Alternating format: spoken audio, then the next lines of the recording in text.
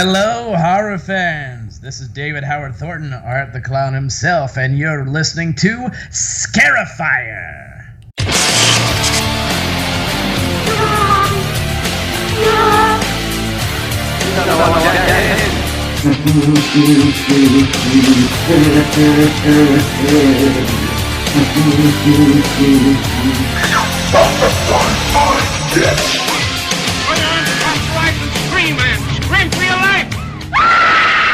To a new world of gods and monsters.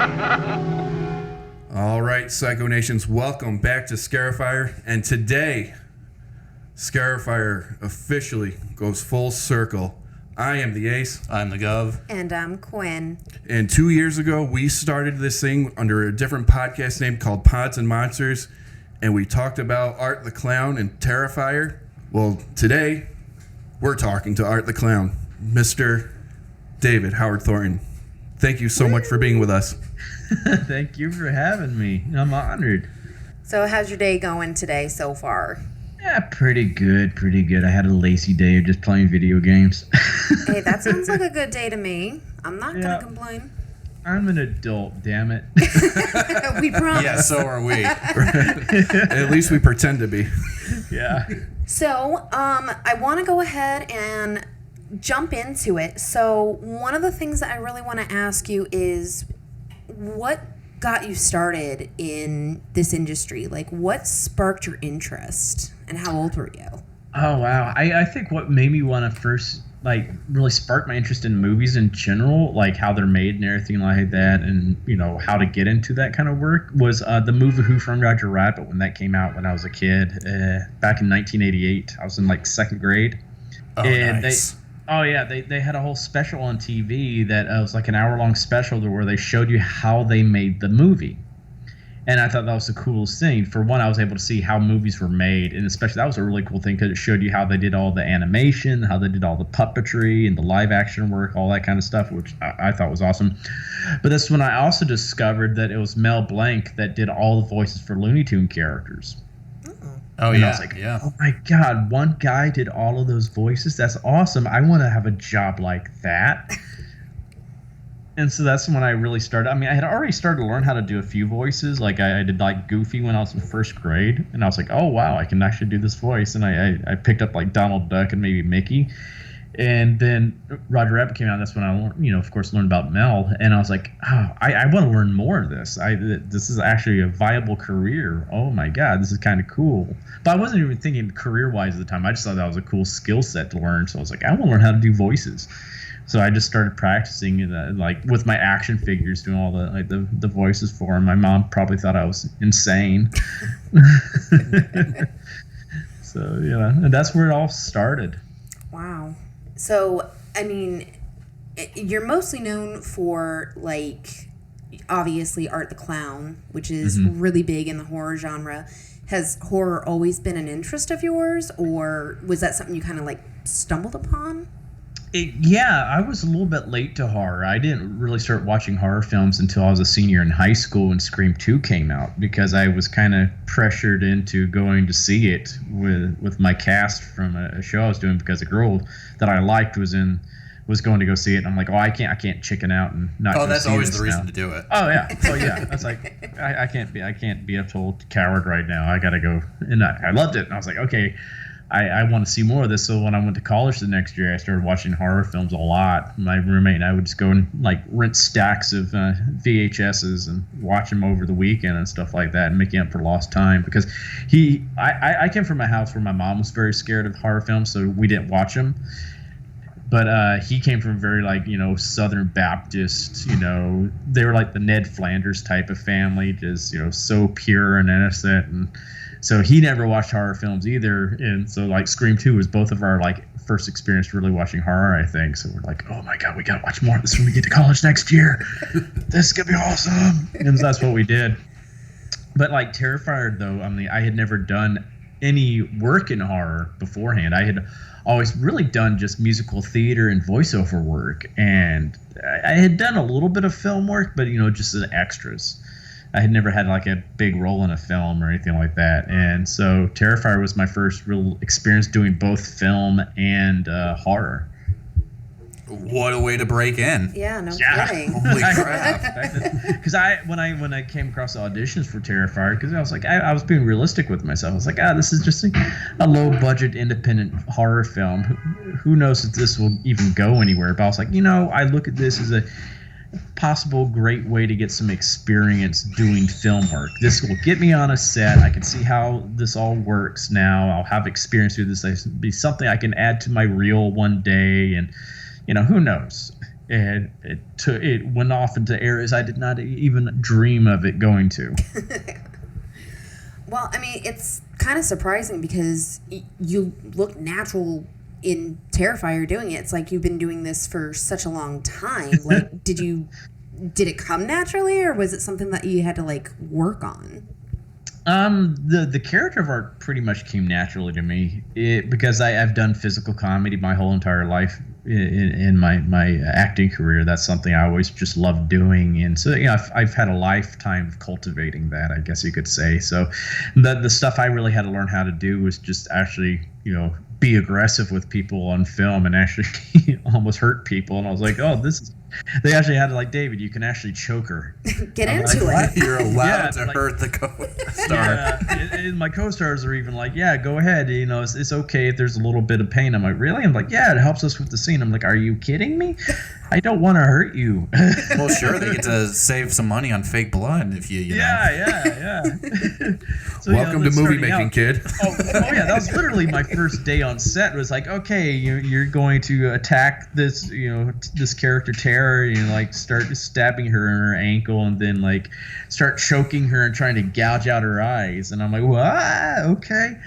And Jenna was just like, yeah, Dave, go ahead and like actually press into my eyes some, because that gives me something to work with. And I'm like, really? I don't want to gouge your eyes out.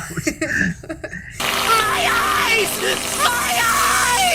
And by the end of it, it was just basically like when the scene where like the character Victoria goes through the doors, and I reach through and grab her hair and pull her back.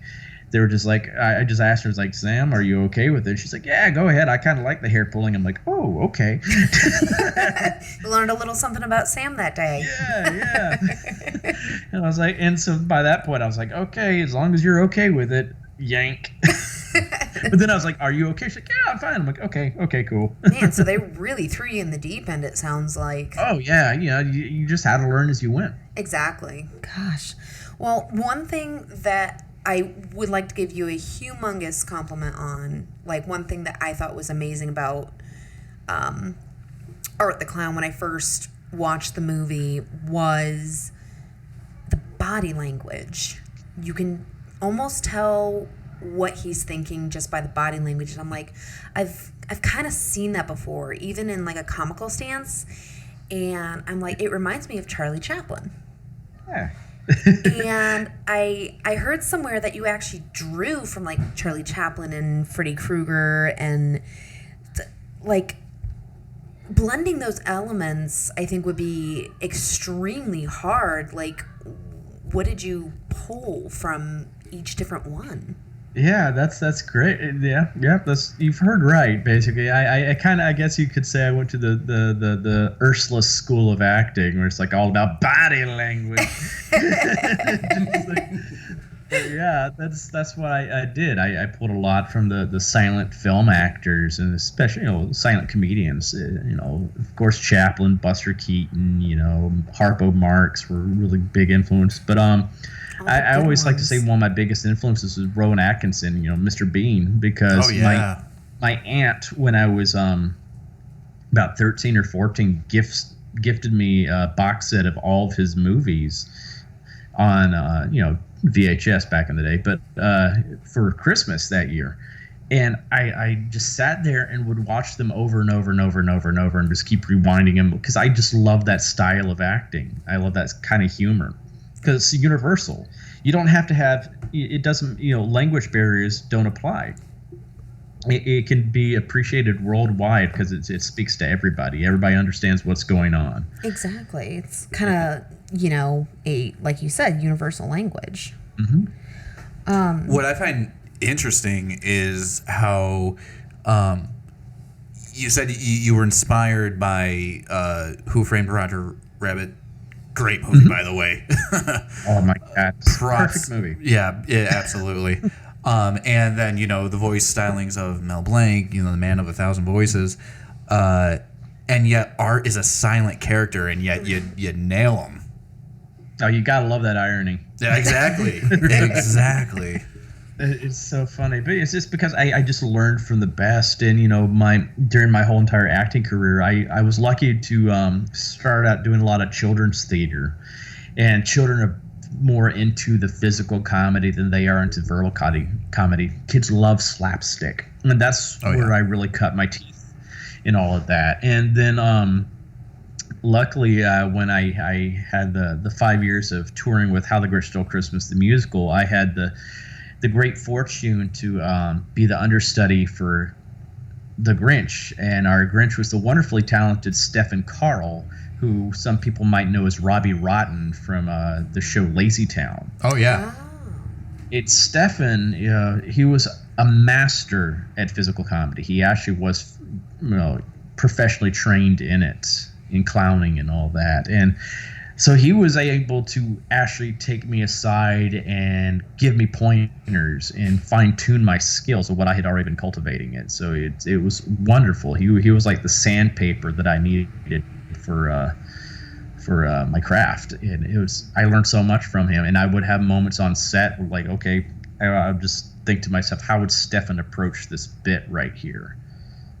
And I'm like, oh, cool. I kind of know what Stefan would do in this case. Okay, that's what I'm going to do. I'm just going to think, what would Stefan do, and go with that. That's actually really cool. I didn't know that you did the Grinch. Did you enjoy doing that?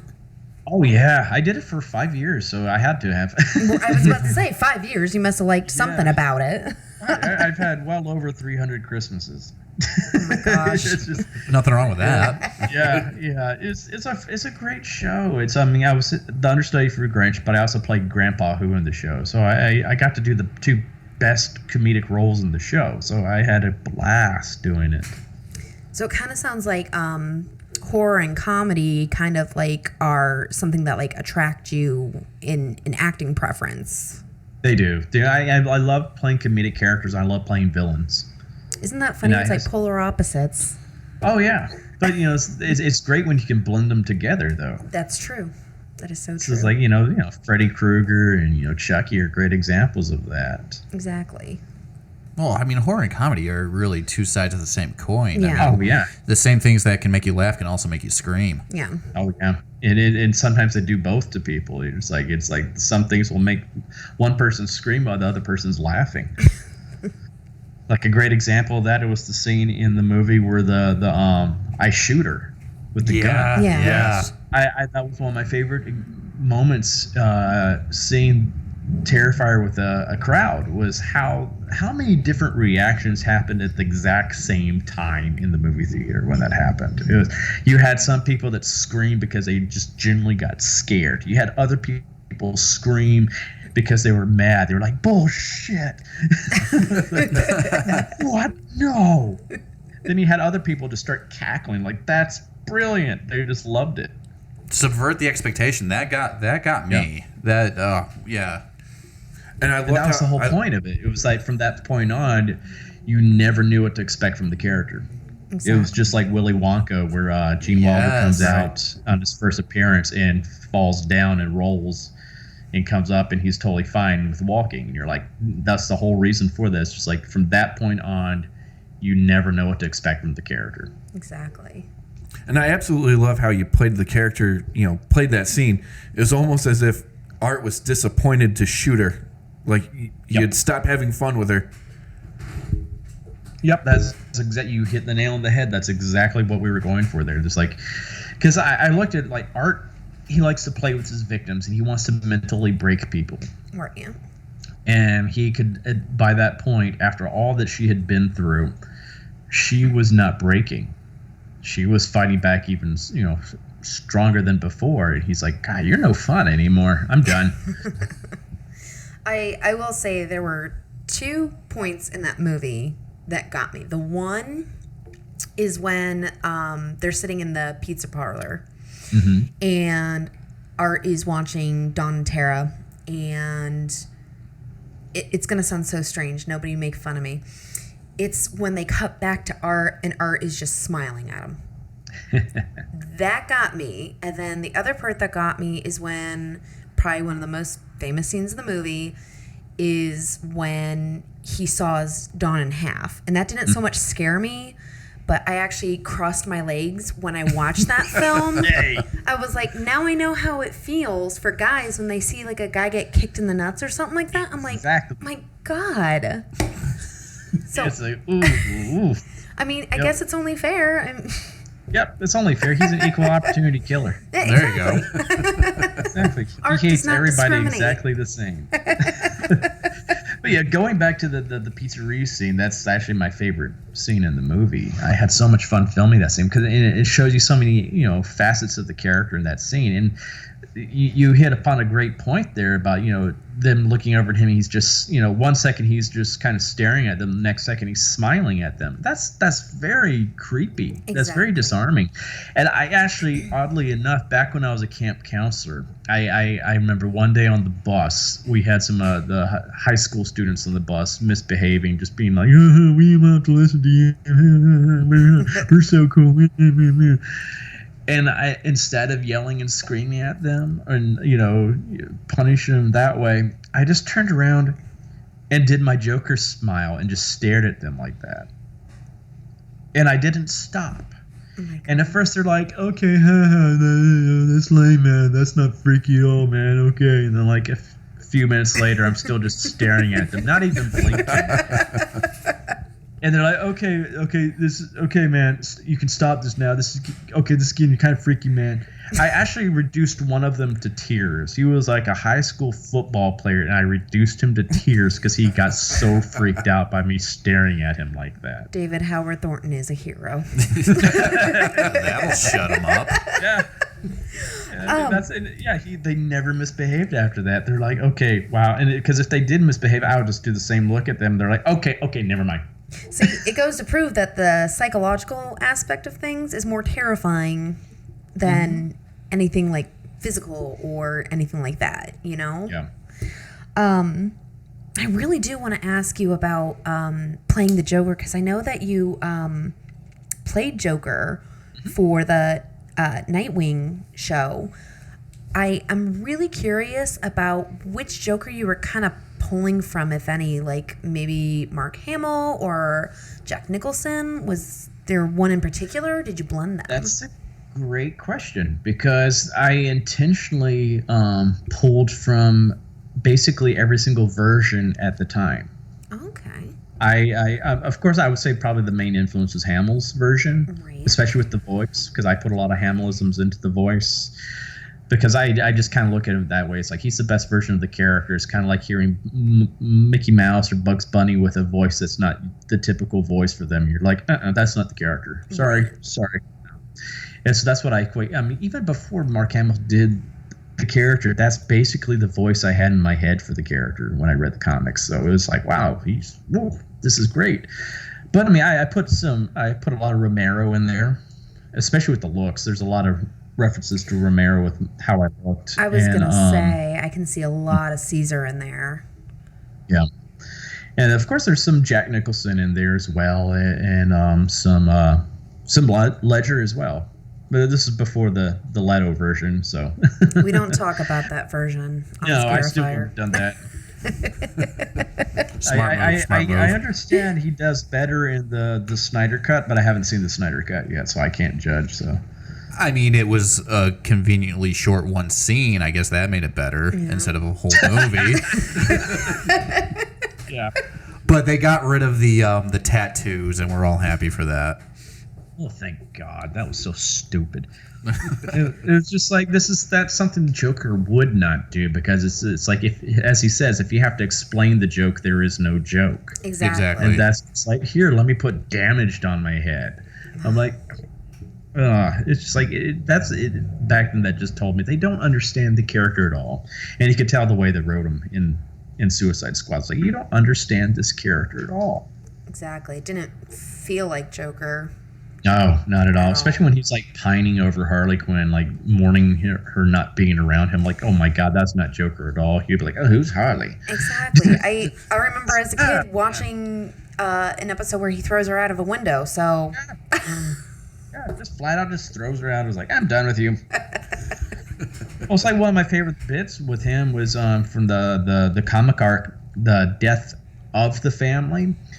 And it's the scene that basically finally makes Harley Quinn just say, I'm freaking done with him now.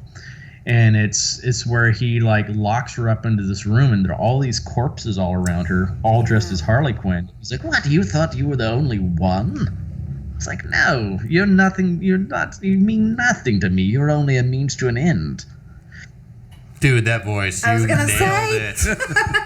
it. Nailed it. I just like held my breath for half a second just so I could like hear all of it. It just comes out. The strange thing is it's almost my real voice too. So it's just like I was about to say the register's not that different.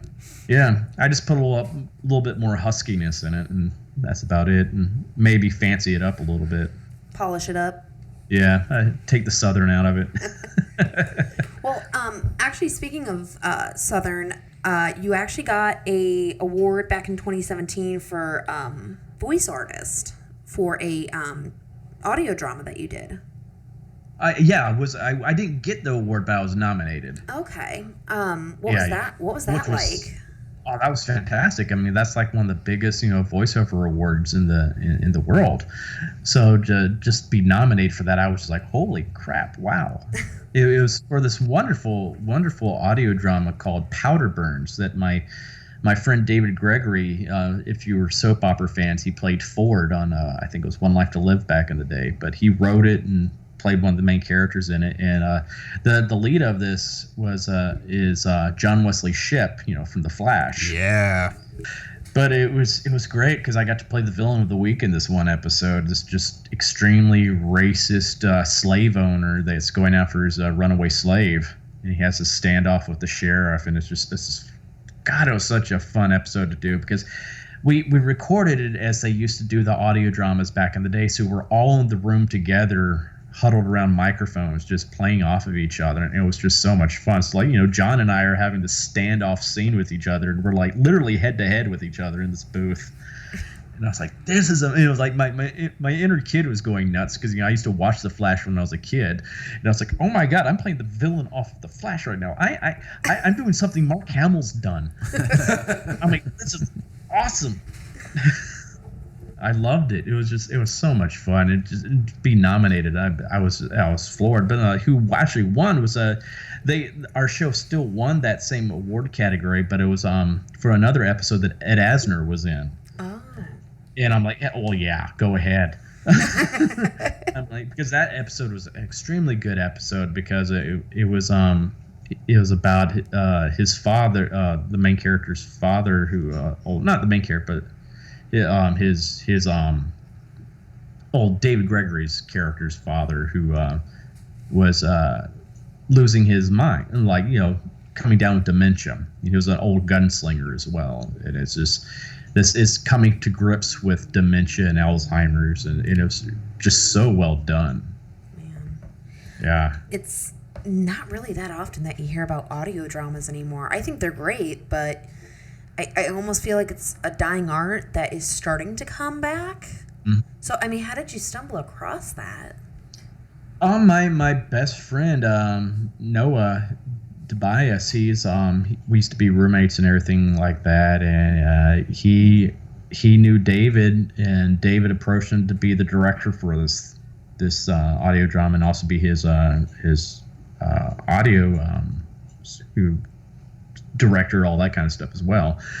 And Noah's like, they would sometimes have me just come in to do wall work, which is background noise and stuff like that, and they're like, why don't we just put Dave in an episode of this? I mean, he's from the South, so this will come naturally to him anyway. So I basically just used my old accent, how I used to talk. So it's like just had just go back into talking like this again. It was no problem. It took me forever to cut out my accent. I'm originally from Florida, and I still say things that are funky. And I have people that look at me and they're like, "What are you saying? Speak English, please." Oh yeah, especially with our colloquialisms. It's just like people are like, "What does that mean?" I'm like, "It's a Southern expression." Exactly. Yeah, but it's like I've definitely lost a lot of my accent for sure. It's because it was funny when I first moved here. I would have people, "Can you get rid of the accent?" Of course I can. I didn't even realize what they were talking about until like a few years later when I got a new phone and I had to change my answering machine message on my phone. And I hear the old message, and I'm like, "Oh my God!" I'm just like, because I'm like, "Hi, this is David. How are y'all doing? Just leave your bank message. It's calling the beep, and I'll get back to you. All right, you have a good day." And I'm like, "Oh my God!"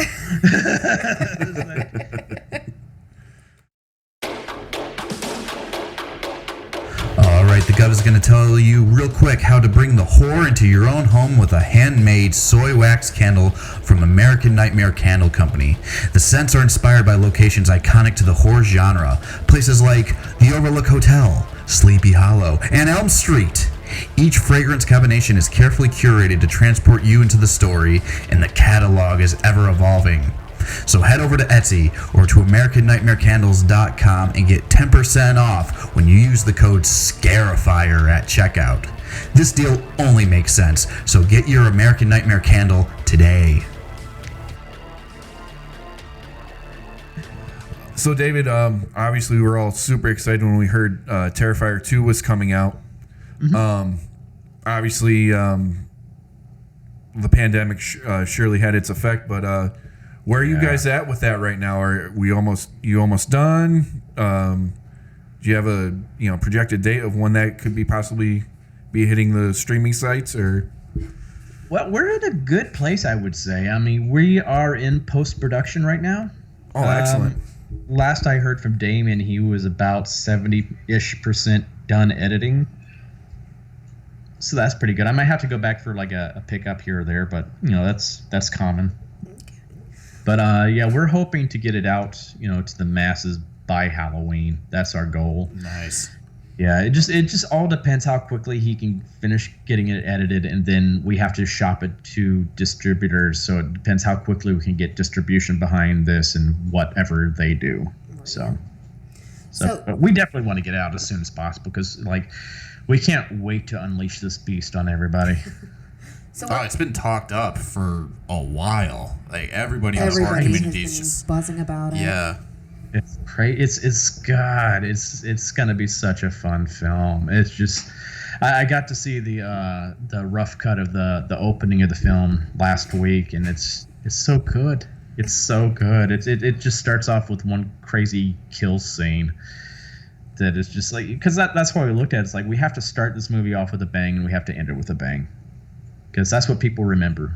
Exactly. And that's what we're going for. And, it's definitely going to be a roller coaster ride, to tell you the truth there, because we decided to just, take it as a challenge to, top what we did in the first film, especially with the hacksaw scenes. We're like, okay, because we're like, oh God, did we set the bar too high for ourselves right out the gate? I was about to say, how do you top that? Yeah, that's what we were saying too. We're like, well, let's try at least, we'll throw everything we can into this. And like the scene that we hope is going to be the scene that tops it is a scene that we started filming right before the pandemic. We filmed the very first parts of the scene, that we had to take a break from that because Damien had to start building the prosthetics for the last part of the scene. And then the pandemic hit, and we're like, well, we got all this extra time now, let's flesh this out further. And now we have time to actually build the prosthetics too. So Damien went back to the drawing board and rethought the scene, and we scrapped what we had originally filmed. And we're like, which would have sufficed to say originally, it would have been great because I literally made one of our crew members have to excuse himself from the set that he was getting nauseous, just what we were originally doing. And this is a horror junkie too, and he's like, I'm getting lightheaded, guys. He just couldn't tolerate what was, it was seeing what I was doing to my victim. He's like, this is too much already. And that was just like the beginning part of the scene before I really started getting into it. And I'm like, oh, dude. But what we ended up filming, we came back in December and filmed it, and it took us about a week to film this kill scene because there are just so many technical elements to it with prosthetics. Because it's just it's not that's what I like about art. It's not like how Jason or Mike Myers are when they go for a kill. It's a quick kill and then they move on to the next thing. Art takes his time. Art I like to say he likes to play with his food. Yeah. And that's what is going on in the scene. It's just, it's torturous.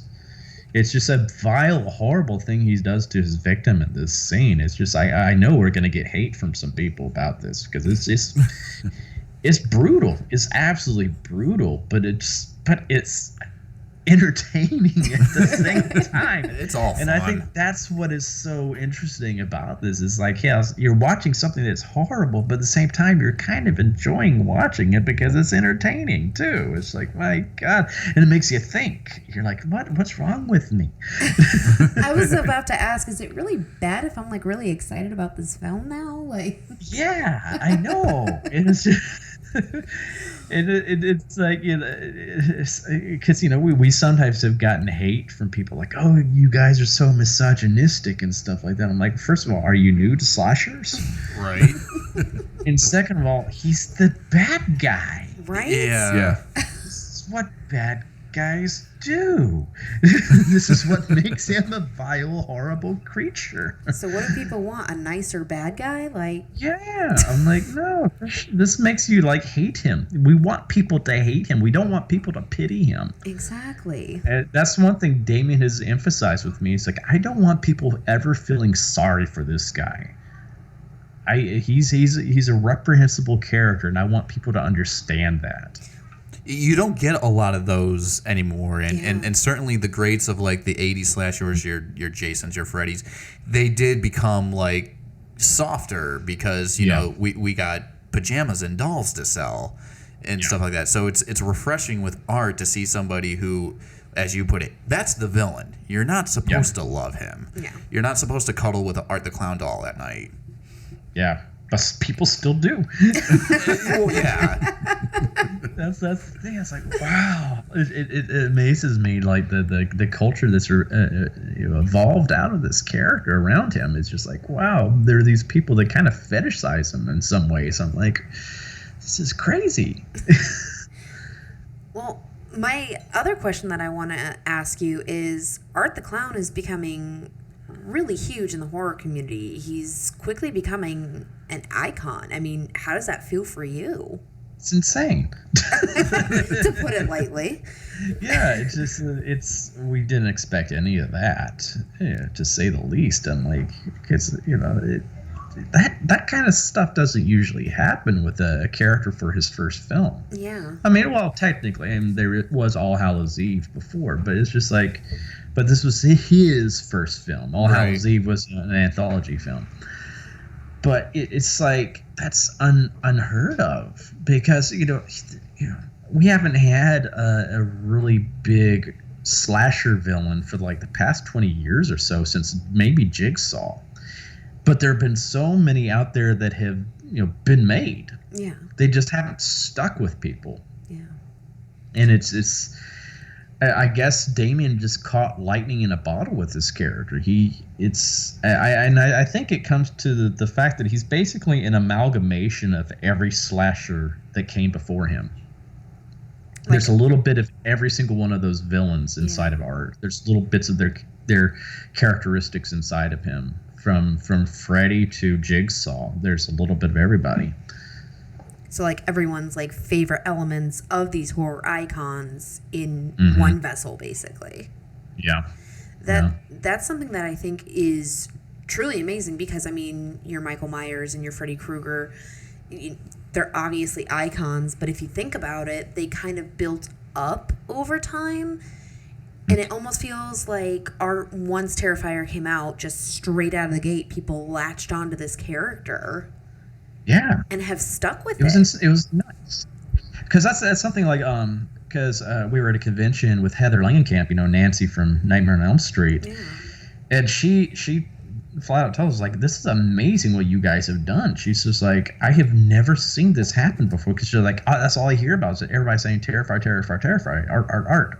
Who is it? It's just like, she was like, that didn't even happen with Robert. She said with Robert when Freddy first came out, she said it basically took 2 or 3 movies until Robert really grasped and was loved by the overall community. Exactly. And because I have to think about it. I was like, yeah, I didn't really know about Freddy Krueger until basically the 3rd movie came out as a kid. That's when it really, the zeitgeist really caught on. It's crazy.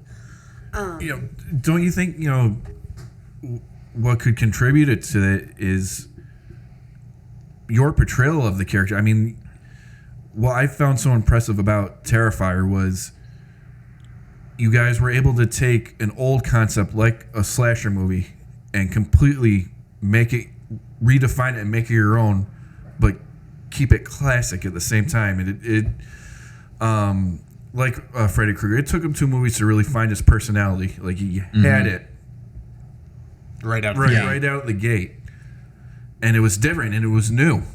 Like, no one had seen any sort of character like Art the Clown.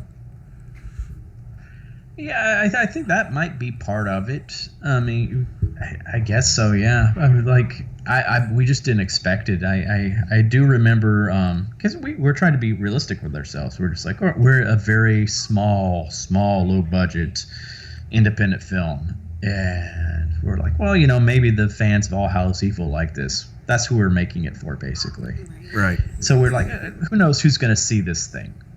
Because we're being honest with ourselves. We don't have a Hollywood system behind us. And at that time, this is pre-pandemic, when everything going streaming. So it's like, the Hollywood scene was dominating everything. So if you didn't have that kind of, because that publicity engine alone is what sells so many movies this day and age. They pay for so much, advertisement. We didn't have any of that. It's like how people found out about Terrifier was just word of mouth and horror sites and podcasts. People talking about. That's what got the word out about Terrifier. We didn't have any big publications outside of the horror fan sites talking about us. We didn't have IGN or Vanity Fair or any of the Hollywood, that kind of mainstream stuff talking about us. So we were genuinely surprised by the response that we got so quickly, especially when we came out on Netflix. That's when it really went boom. Yeah. It was like, what? No, but I think that's part of actually what helped us too is like, as opposed to like Freddy and all them, we live in a different time where with mass media and the internet is like people can easily find stuff now. Yeah. As opposed to the 80s, you just had to tell people, oh, I saw this movie Friday the 13th, or I saw this movie, Nightmare on Elm Street. You got to go check out this character, and then you had to like go down to the movie store and like hope you could find a copy of it. Exactly. And now it's just like, oh, I can just go on Amazon and boop, oh, it's cool. right there. It's right there. It's instantaneous. So it's just like, oh, this is really cool. So I think that's another thing that helped us too. So I'm not going to lie, I'm a little mesmerized by your icon that I'm looking at right now of Art the Clown. I've been kind of staring at him pretty hard, I'm not going to lie. So this is going to sound like a really weird question. You ready? Okay. All right. So very first time I ever saw anything with you in it was Art the Clown. And when I started doing a little bit more digging, you do not look like anything that I imagined underneath all that Art the Clown. I'm like, okay, so there's... I hope that's a good thing. No, it's a good thing. Don't get me wrong. I'm like, there's this good-looking guy, and he's, like, covered in all this, like, prosthetic and makeup. Like, how long does that take? Oh, that takes about 3 hours at least. Oh, jeez. Sometimes up to 4 hours. It depends how much we have to do. It's like when it's just clean art, it takes about 3 hours. Gotcha. Because it's one mask, a gelatin mask that's glued to my face, and it's just Damien, who does the makeup, he has to glue every square inch of my face with it because it's supposed to just look like my natural skin. Mm-hmm. So it's very tedious. But like when there's blood and battle damage, then we have to sync it up to like continuity picks and everything. So that's a tedious process as well. Blood splatters. Oh my god. That's like the biggest pain in the ass in these movies because we don't film anything in continuity wise. So it's just like we're jumping all around. So like okay, where were we at the point in like how much blood does he have on him at this point in the movie? There should be like a blood meter or something that you guys have. Yeah. It's really hard too when we haven't shot the scene where I actually do get the blood on me, the kill, but we're doing scenes that happen afterwards. So we're like, well, we're guessing he'd probably have this much blood on him at this time. We don't know yet. Then we go and film the scene, and then I get splattered with even more, and we're like, oh crap. Like, and Damien did all the makeup, correct? Yeah, Damien does all the makeup himself, especially all the prosthetics. He makes them all himself. We did on part 2 have an assistant though that helped with everybody else, which was great. Jackie was a godsend. But we were supposed to have some other people to help make prosthetics and everything, but they ended up bailing like a week or so right before we started filming. So Damien had to take that all upon himself. So I mean, he wears so many hats on these sets. He does the makeup, he does the directing, he writes it, he does the editing, he does all of this stuff. It's just, I don't know how he keeps his sanity because he is the most mild-mannered person on set too. He is so easygoing. Because stuff always goes wrong. It's inevitable, and you would think because I've had so many directors like that where they just throw a huge fit, start yelling and screaming and freaking out, and Damien just kind of goes off into the corner, kind of sits down, puts his hand to his head, and he's like, okay, and then he'll come back and he's like, this is what we're gonna do. Problem solver. Yeah. He's a big problem solver, and that's basically how. But he's also one of those directors that is totally comfortable about hearing other people's ideas too.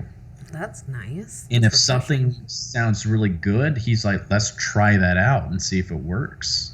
So it's like this film is a very collaborative effort between not just the cast but also the crew, because sometimes crew members come up with a cool idea and are like, hey, let's try that out and see how it looks. And if it works, it works. If it doesn't, it doesn't. But hey, we tried it out. We experimented. And sometimes we get some amazing things that come from that. We had we have moments on set where something goes wrong and there's nothing we can do about it, and we have to find a way around that issue. And we had a great example of that in part 2 where originally it was a scene where I'm supposed to bust through a big thing of glass, and they're putting the glass in, and the glass shatters, and we didn't have a backup, and we're like, oh no. Oh no. And they had the lighting already up for it and everything else. So the last piece they had to put in, and just and we're like, oh, son of a, because it was key to the scene. It's like, okay, so we had to on the spot just take a few minutes, like brainstorming between all of us. We're like, okay, what are we gonna do? What are we gonna do? I'm like, and we came up with this brilliant idea. I can't wait for people to see this. I don't want to spoil it, but it's just like this whole version of this scene is completely different, but I think it works in so many other better ways. Because it's something you've never seen before. The killer coming through a glass window is so typical. You're so used to seeing that in movies. But this is, we got around this issue in a brilliant way. And it wasn't in the script at all. We just came up with it and like, okay, let's shoot this idea. And we did it. It's some of those happy accidents that make for better scenes, you find. Yeah. Oh yeah, and this is definitely one of those moments. It's like, this is brilliant. It was like, it's like in the first film with me flicking the bird. That was a happy accident. I was just goofing around with Samantha. They had said cut, and I was like, bah, fuck you for stabbing my foot. And the whole crew just started laughing, and Damien just like, God, that actually got a good laugh out of the crew. And if it gets the crew laughing, then there's something good there. So because he always thought, just Art flicking the bird to somebody just seems too contrived. Right.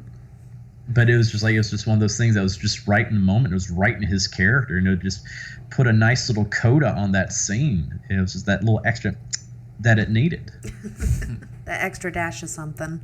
Oh, yeah, that little extra dash is something, because that's something like a lot of that wasn't originally in the script for Terrifier. It's just something Damien and I kind of developed on our own. It's like Art basically has a little bit of a wink to the audience after every kill or something like that. Yeah. It's just something that we just kind of added as we went along. It was like, yeah, this kind of makes it a little bit more special in that way.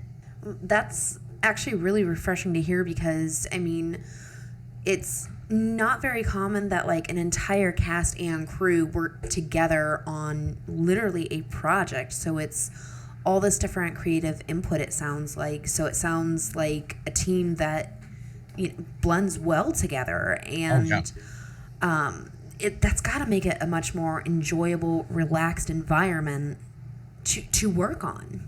Oh, it really is. It really is, because I've had directors that will micromanage everything, down to like every little thing I do with my body there. And so it doesn't feel like I have any input in the character at all. And it's just like, I hate that. And they won't hear anybody else's ideas. It's got to be their idea. Exactly. And those are the type of directors, when I come up with an idea, I have to make it happen in a way where they think it was their idea.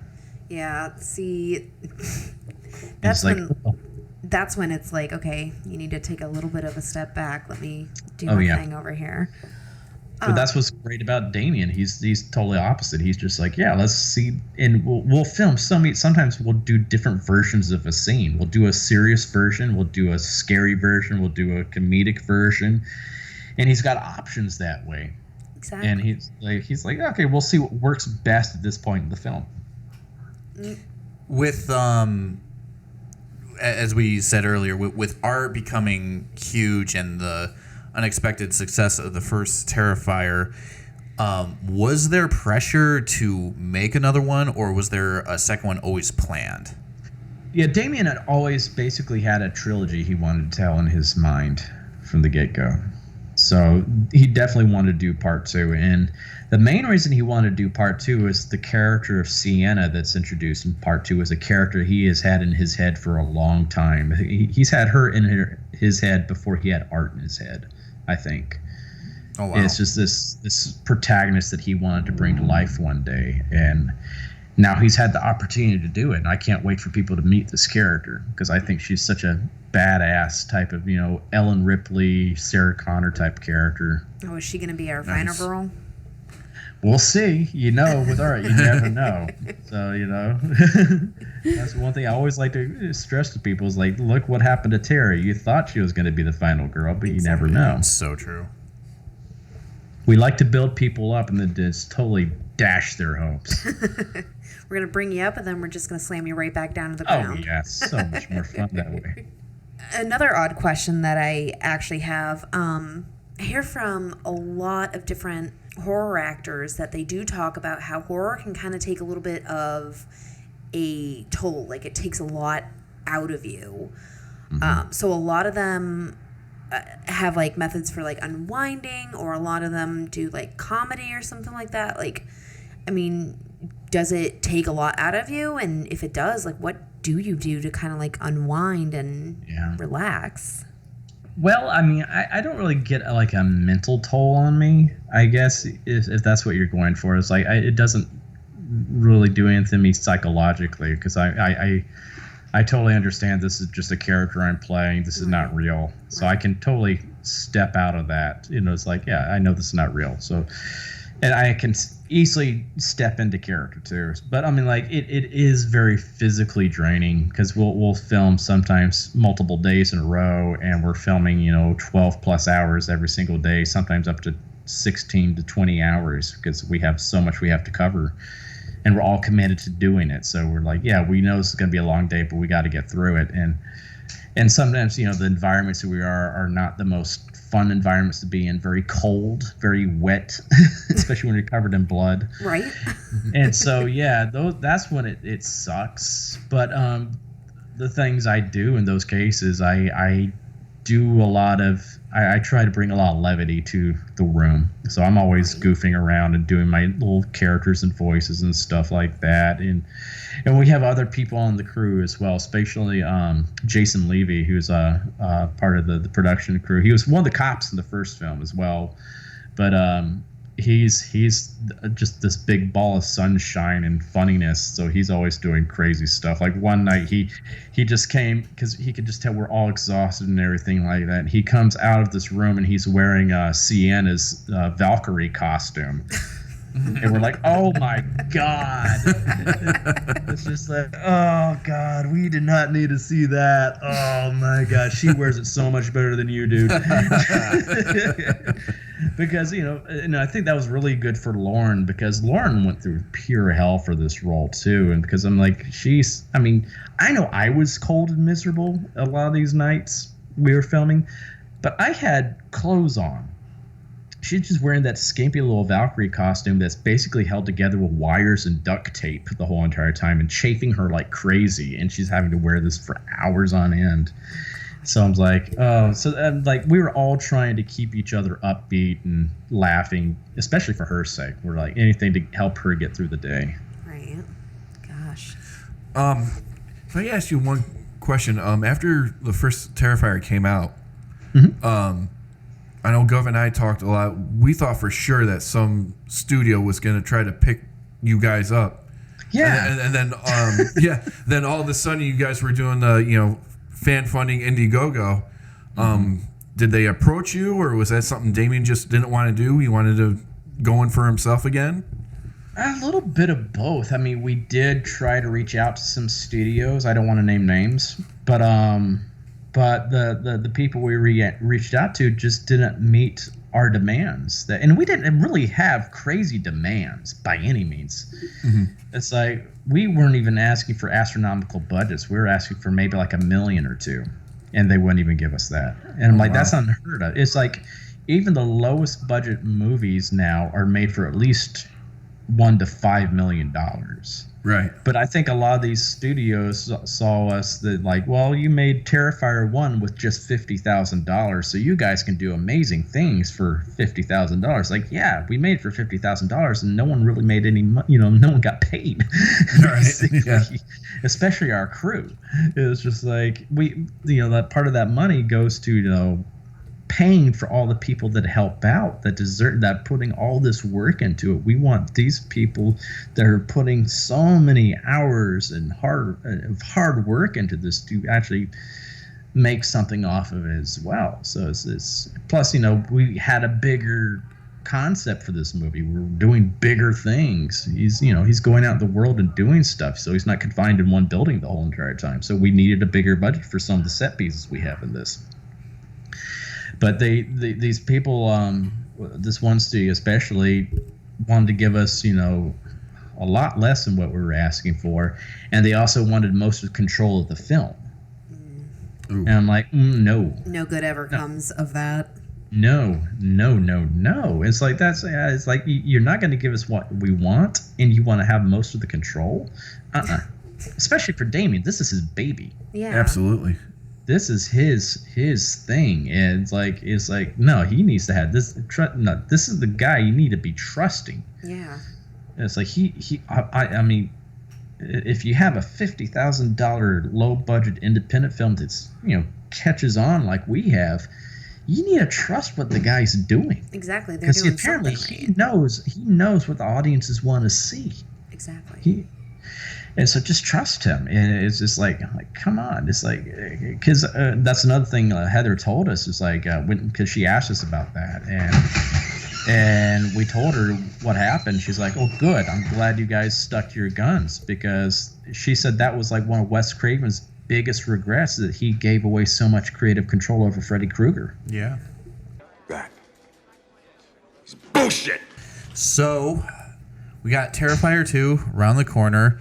But what do we get to look forward to next with David Howard Thornton? What do you got in the pipeline? Well, I got a few things. The first one is a movie where I just play a small part in it. They wrote it in for me because they just want to be involved with it. It's called The Dark Offerings, which was filmed exclusively over Zoom during the pandemic. Oh, wow. Interesting. So that was really cool. It was very different doing scenes with my scene partners, and we're not in the same room with each other. We're having to interact over a computer screen. So that was interesting. But that's hopefully coming out later on this year. It's got some really cool horror names in it. And a lot of Terrifier people involved with that. It's like, and then also I'm doing another film with a lot of the Terrifier people with the Fuss and the Lens guys, the Levies and Steve Del Cel, their company. They did the film Abnormal Attraction that's out on Amazon, which is a funny movie, and they are starting what they hope is going to be another franchise as well called Stream. And it's got a pretty amazing cast.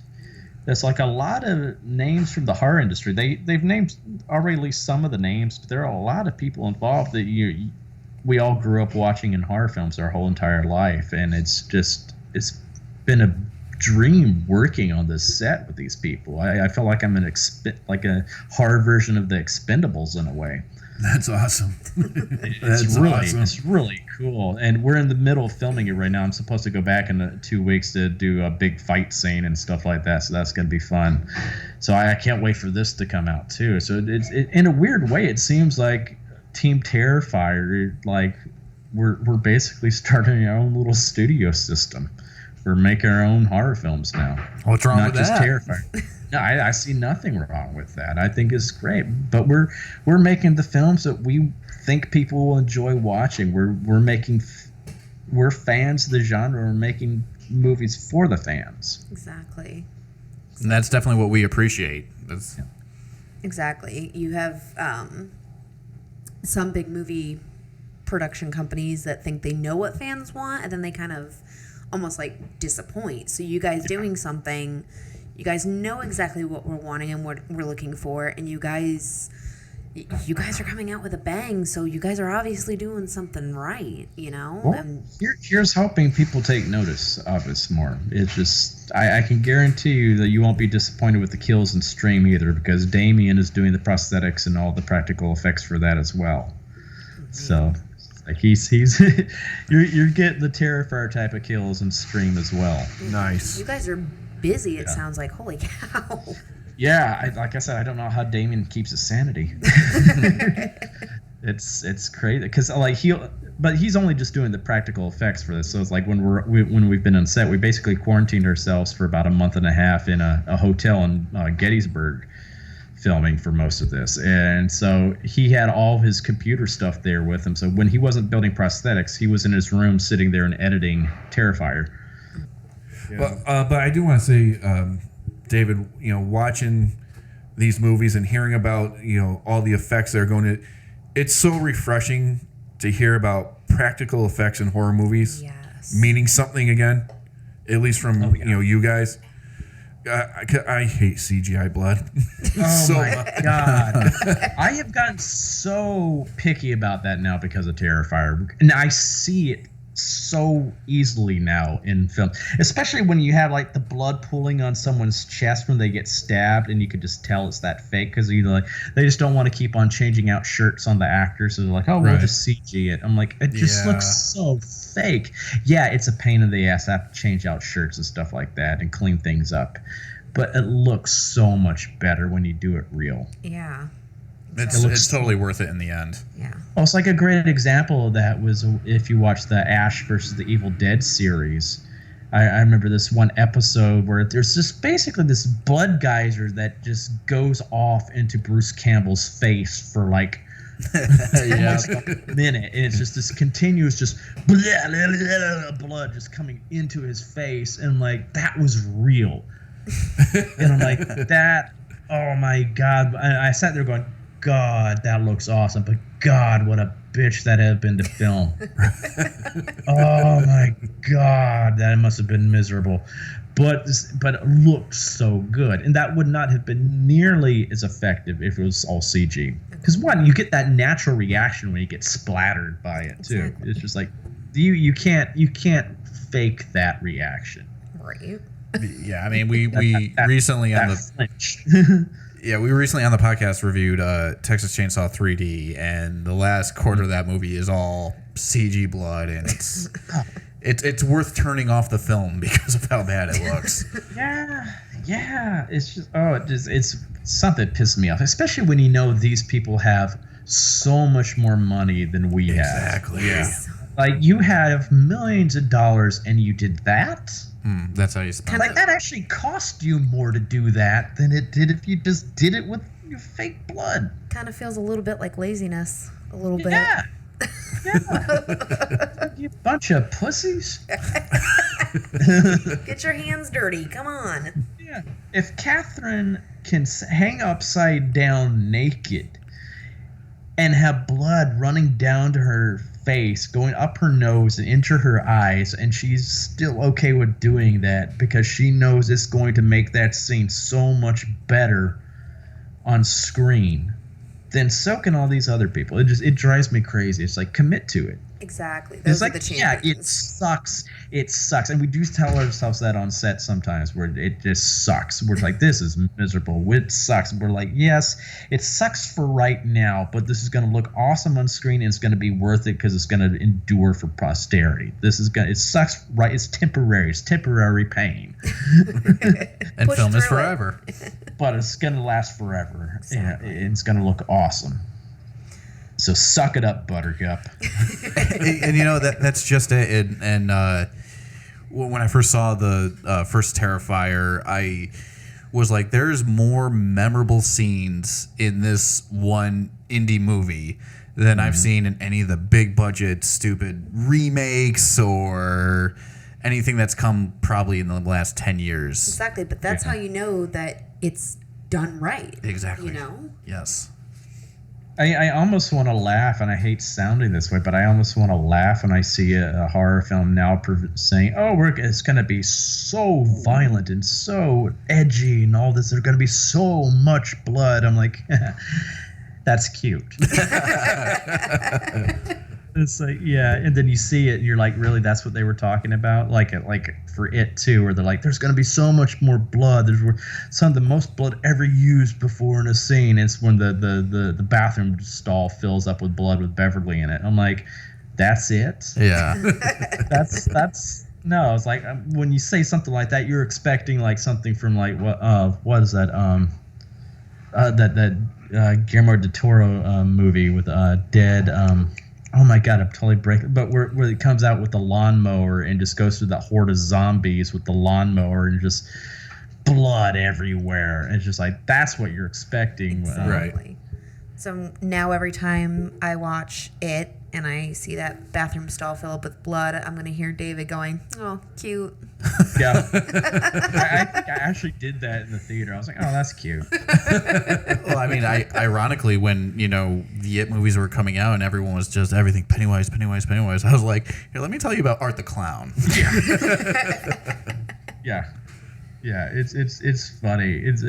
Because I think I even had some people from It reach out to me after Terrifier came out, and they're like, hey, just so you know, we're going to have a lot more blood and edginess. And I'm like, good.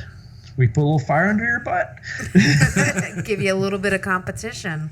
Yeah, and that's what I kind of hope is going to happen now with horror films because of films like Terrifier. I hope it's going to put a little bit of fire under Hollywood's butt. I know they've been saying that with the new Halloween movie. It's going to be a lot edgier and a lot more violent and bloody and stuff like that. I'm like, good, I hope so. I really hope so. I hope we get back to that again because that's what the fans want to see. They don't want this PG-13 horror slasher film anymore. Hallelujah! Again, I just want to thank you so much again for taking time out of your day and talking to three nerdy little assholes with microphones in their hands. Oh, you're welcome. I'm a nerdy little asshole with a microphone too, so don't worry about it. I just want people to know about more now. Right? But I've always been that little nerdy asshole with a microphone too. Oh yeah, and like I said, at least on from my point of view, like Ace said in the beginning of the show, you know, we launched this podcast and we tried with a couple episodes, and it wasn't until watching Terrifier that we were both like, this is where we need to start with this, and then we ended up having to rebrand our names because our original name was already copyrighted by somebody else. Oh. Yeah, so we were, me and Ace were sitting around trying to think of a name, and just to get our creative juices flowing, we put on our episode we did, and we just kept hearing the word Terrifier, and I look up and I go, we got to call this thing Scarifyer. I love it. I'm so honored by that. That is so cool. I'm sure Damien would love that too. You got to have him on too. Oh, that'd be great. That'd be awesome. He's a fun person to pick the brain of, because like that's we would spend hours in that makeup chair together just talking about movies and stuff. He is such a big, huge, movie buff himself. Yeah. He loves this. He loves talking about this kind of stuff. Man. Yeah, it'd be amazing. Yeah, I was about to say. All right. Well, again, I can't even thank you enough for spending time talking to us again. Oh, you're very welcome. It was my pleasure. It was fun chatting with you guys. All right. Thank you so very much. You're welcome. All right. You have a good night. You as well. You take care and stay safe. Always. You too, sir. You too. All right. Good night, guys. Good night. See ya. Bye.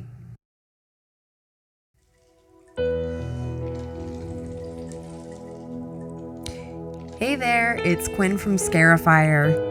You ever have one of those days where you're out on the lake and the sun's going down, gazing into the eyes of that special someone, and then you realize, I brought my machete, but no hockey mask? Well, if you're in a rush to make a killing, head over to 13X Studios and get your very own custom hockey mask. Mask creator Rick Stizinski takes a hands-on approach to every order to create the perfect mask to your specialized needs. Why would you settle for red triangles when you can shop an assortment of original styles and colors? Rick's clientele includes Nightmare Toys, Kevin Smith, and Kane Hodder. Head online to follow 13X Studio on all social media platforms. Then go over to 13X Studios on Etsy to put in your custom order today. Don't get caught with your mask off while devising your next decapitation. Go to 13xstudios.com. All right, David Howard Thornton. It was a great interview. We hope you guys certainly enjoyed it as well. Like I said, it was a great conversation, and we really went full circle. If you want to go back into the Scarifyer archives to episode 1 when we were Pods and Monsters, I know, you can click here and check out that episode, and we hope he gave you some insight on that upcoming Terrifier 2. But onward and upward, more interviews here at Scarifyer. What do we got next week, Quinn? Next week, we will be talking to Rick Stizinski. He is the owner and operator of 13X Studios. They are a customized Jason hockey mask company. He's got some really awesome stories, really fun guy. It was a lot of fun talking to him, so keep an eye out for it next week. Yeah, this guy is definitely making headway in the world of horror fan community, especially at the cons. And he's in Terrifier, too. Absolutely. Everything's connected. Right? But in the meantime, please go over to everything on our social media, Scarifyer, like, share, subscribe, comment, hit that bell icon, and we'll see you next time on Scarifyer.